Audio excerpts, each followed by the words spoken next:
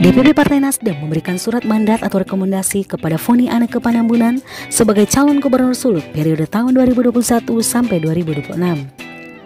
Ketua DPP Partai Nasdem Sulut, Max J. Lomban, menyerahkan secara langsung surat mandat dari DPP Partai Nasdem kepada Foni Anneke Panambunan Rabu 1 Juli bertempat di kantor sekretariat Partai Nasdem Kairagi, Manado. Penyerahan mandat tersebut disaksikan oleh ratusan wartawan dan pengurus wilayah Partai Nasdem di Sulawesi Utara serta beberapa pengurus Partai Nasdem di beberapa wilayah kabupaten kota. Isi deklarasi Partai Nasdem Sulut tersebut berupa pernyataan sikap dari Partai Nasdem untuk calon gubernur Sulut yaitu Foni Anneke Panambunan. FAP diberikan tugas dari Partai Nasdem yaitu yang pertama, mencari siapa yang akan menjadi wakil gubernur.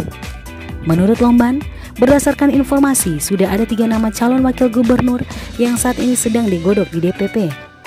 Karena akan menentukan siapa yang akan menjadi wakil gubernur adalah FAP sendiri dan DPP. Dan tanggal 3-5 Juli nanti, nama calon wakil gubernur dari FAP akan diumumkan.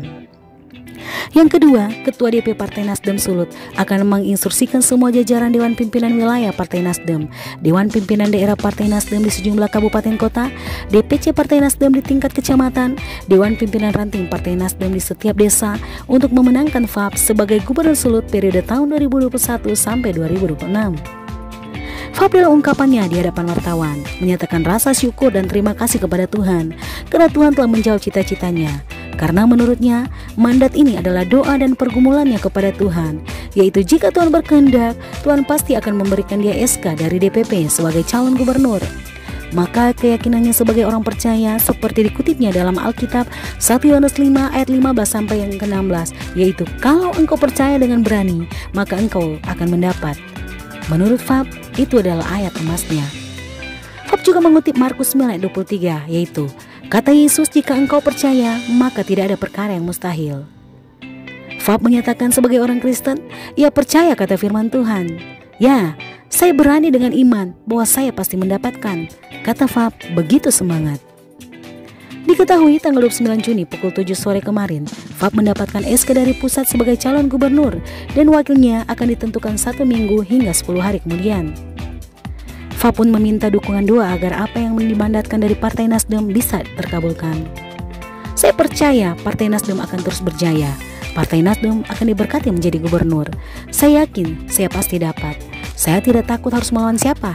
Kalau Tuhan dengan saya, pasti Tuhan memberkati saya. Ucap Kakak Foni, panggilan akrab dari Partai Nasdem.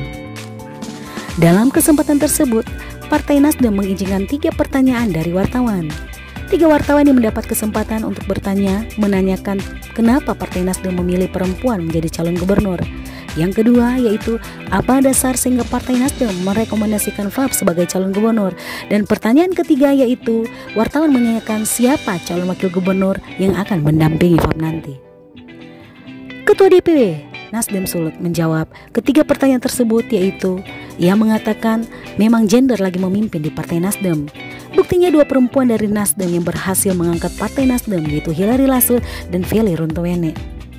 Menurut Lomban, perempuan memang mendapat kemudahan karena perempuan itu luar biasa sebab punya kapasitas dan punya nilai jual untuk memenangkan pilkada di Sulut.